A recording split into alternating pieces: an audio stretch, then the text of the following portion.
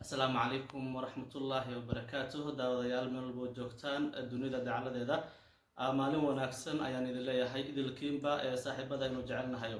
waxaan maanta muuqaalkan idinkugu soo gudbinayaa muuqaal waxaan la joogaa mid nin walaalkeen ah oo dabcan mucaawino iyo taageernimo inooga baahan dhammaan muslimiin iyo soomaalinimoba waxaadna muuqaalkan aad imika aad ka daawanaysaan channelka youtube-ka ee cabdiqafaar habi sidoo kale Facebook page-ka ayaad inagala socotaan saaxiibayaal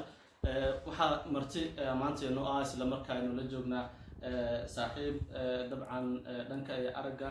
qadar baa uga dhacday farxaan mukhtaar nin la yiraahdo ayaa nala joogo farxaan mukhtaar cabdi nin la yiraahdo ayaa nala joogo farxaan soo dhawo marka hore waa tahay farxaan baa nala joogo dabcan sida aad arkaysaanna muuqaalkiisa araggiisa ayuu qadar eebe uga dhacay oo imika nin araggiisa ama lixdiisa lixaad u dhamaystiran yihiin maaha waxaa xusid mudan saaxiibadeena daawanayo markii laga hadlayo lixda lixaad muhiimadda lixda lixaad waxa ugu wanaagsan inay tahay indhaha maanta indhaha waa waxyaabaha ugu wanaagsan dhanka lixda lixaad markii laga hadlayo saaxiibkeena aad arkaysaana muuqaalkiisa lixda lixaad qayb ka mid ah ama qaybtii ugu muhiimsaneed ayaa ka maqan noloshiisa asaga ayaa dabcan aan wax ka weydiin doona oo inoo sharixi doona bal qaabkan sida ay wax uga dhaceen iyo wixii ku dhacay si ayaan wax ka weydiin doonaa farxan marka hore oo kusoo dhaweynayaan asxaabtan inaad daawanaysa bal adiga oo u sharaxaya wayna dabcan waana loo jeedaa muuqaalka indhaha bal marka hore wixii kugu dhacay aniga waxay ugu dhacay magaalada yiraahdo Mawo ayaan ka soo baxay waxaan u soo socday halkii la yiraahdo magaalada Mandheero gaariga jaadka ayaana waday halka Mandheero ayaan soo socday intaan soo gaarin oo soo socda 210 kilomitir ama markaas soo socda dhanka Mawo waad ka soo socdo aan dhanka Mawo ka soo socdo meel la yiraahdo Madogasho iyo Ceelleero dhaxdooda ayaa magaceedii Burcad waxay yihiin ma sheegi karo si wanaagsan maana arkin waxaan indhaan saaray ma yahay marka saas baa bilaabatay guri lagu jiriya derbi lagu jiriya ma sheegi karo way soo beegsatay markay ugu soo dhacday tii koowaad baa halkaa kasoo gashay markii halkaa kasoo gashay halkaan bay ka baxday tu kalaa kusoo maqnayd marka maana sheegi karin inay kusoo maqan tahay gacanta baa saas u saartay markaa xanuun dareemay tii kala ayaa igu imaaday si wanaagsan halkaa bay kasii baxday gacantii halkaa labadaa farood dhexdoodii waa gacanta iminka kuu duuban gacanta ay duuban labadaa farood dhexdooda bay hilib ka qaadatay si wanaagsan marka waxaan u istaagay maana joogsanin waan sii cararay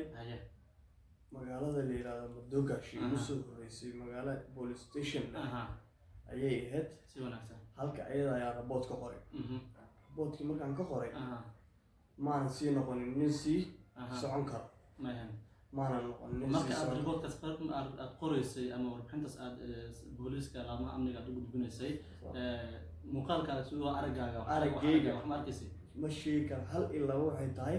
wax waan arkay si wanaagsan stationkii baan tagay reportkii baan qoray nin wax waan si fiican baa sayid oo sii dhiibay marka waa wadnihii qaraacan markuu igu bilaabo nin sii soconi kara ma noqon halkiiba ambulance iga yeeray magaalada Madogasho gaariso ayaa ii dhoway gaariso baa liigu cararay gaarisona maana kasii helin isbitaal si fiican oo cilmi usii leh arbada iyo waxan baa liigu sii duray markii ay tahay 9 saac meelaha ayay wiilal walaalada iigu imaadeen iga soo gudbiyay xagga Mawo ayaa amar waxay bixiyeen marka inay isbitaal Nairobi la cararo ambulance baa liigu cararay magaalada Nairobi ayaa liigay 3 iyo 4 isbitaal ayaa liigay mid dhahay xilligan ay tahay dhaawac sayid ma qaabili karno iyo magaceedii kuwa jam iyo waxay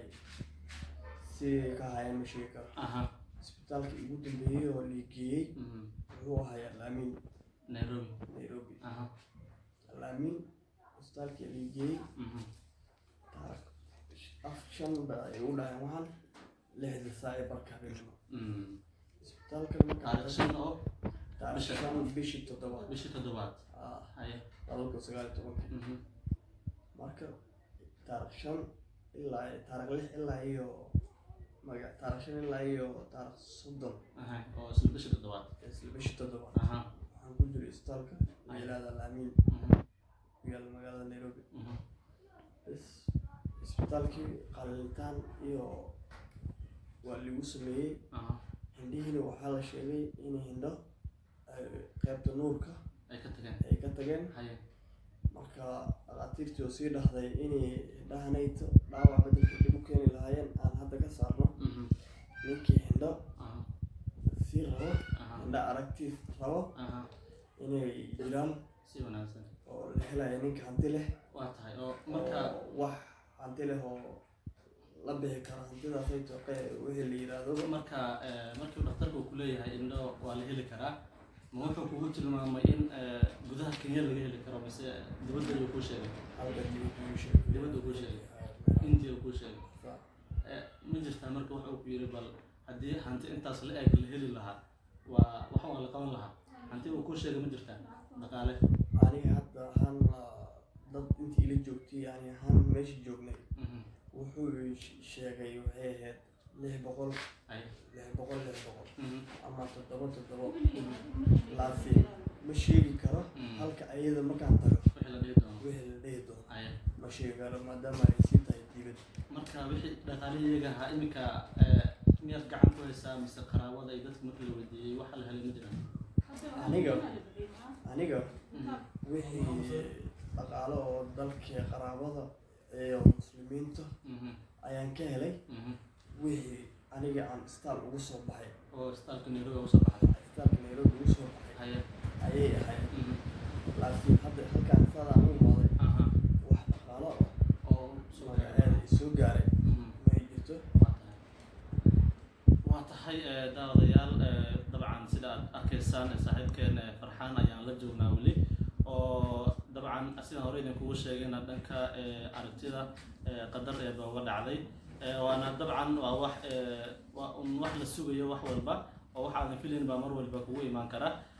walaalkeena waa darkiisii maanta waa dhibane u baahan mucaawino gacan qabasho Soomaalinimo iyo waliba Islaamnimo isugu jirto sidoo inoo sheegayo waxa la heli karaa buu leeyahay indho macmal ah oo ama indho qofka in loo sameyn karo India oo qarashna u baahan tahay dabcan waad garan kartaan walaalkeen Farxaan adigu gaariga qadka ka shaqeynayay haye gaariga qadka ka shaqeynay ka hor magaalada Mandera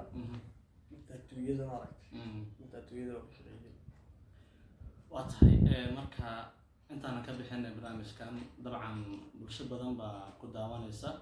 oo Soomaali Islaam meel walba joogan ku daawanaya madaxda ku daawanaysa bulshada maalqabeennada dhalinyarada dhammaan ku daawanaysa adiga han maxaa qof u soo jeedin waxaan u soo jeedin lahay intii walaaltinimo iyo tolnimo iyo qaraabanimo Islaamnimo intii waxay u caawin karto intay caawin karaan inay caawiyaan waxa ka aad u mahadsan tahay dabcan wuxuu bulshada kaga soo qaadanaya arki doona saaxiibada aynu jecelnahay oo imikayna daawanaya waa darkaysan walaalkeen mucaawino ayuu u baahan yahay dal iyo dibad meel walba joogtiin fariintan aniga ayaa idiin soo gudbinaya wax aad ku tiri kartid walaalka ama aad ku caawin kartid waxaad kala soo xiriiri kartaa lambarka imika shaashada idinkaga muuqanayo halka ku qoran waad ugu asaga ayaa iskale waad kala soo xiriiri kartaan oo wixii aad ku caawin kartaan laakiin waxaa jirta laba shay oo qof walba oo imika ay daawanayo uu ku caawin kara labadaas shay haddii aad samaysidna adiguna ajir ilaahay kaa siin karo